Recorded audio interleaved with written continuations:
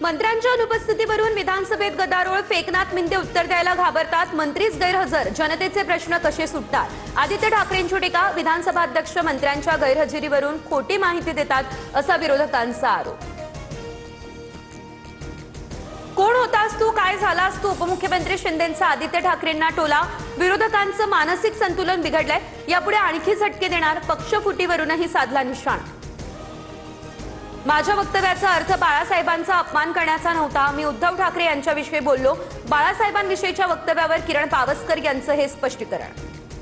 पद्मविभूषण आशा भोसलेंच्या निधनावरील शोकप्रस्तावावर बोलताना विधानसभा अध्यक्ष दीनानाथऐवजी दीनदयाल म्हणाले आणि त्यामुळे वाद. नार्वेकरांकडून मराठी भाषेची चिरफाड, राज ठाकरेंचा संताप.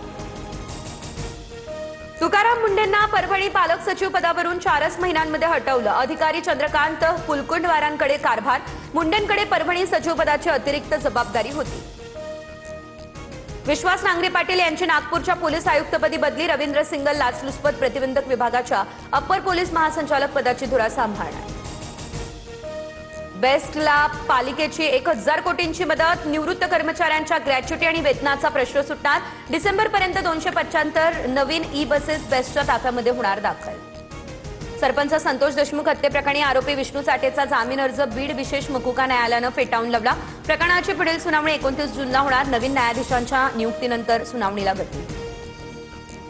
मुंबईसह महाराष्ट्रामध्ये मान्सूनची हजेरी, प्रदीर्घ विश्रांतीनंतर मान्सूनने पुन्हा जोर धरला. कल्याण डोंबिवलीसह सिंधुदुर्गाच्या वेंगुर्ल्यात झाड कोसळल्याच्या घटना, जळगाव यवतमाळमध्ये वीज कोसळून 4घांचा मृत्यू. महाराष्ट्रातील 7 मान्यवरांचा पद्म पुरस्कारानं सन्मान, प्रसिद्ध पार्श्वगायिका अलका याग्निक यांचा पद्मभूषण, तर रोहित शर्मा, तारपा वादक भिकल्या लाडक्या धिंडा, अभिनेता आर माधवन पद्मश्री पुरस्कारानं सन्मानित.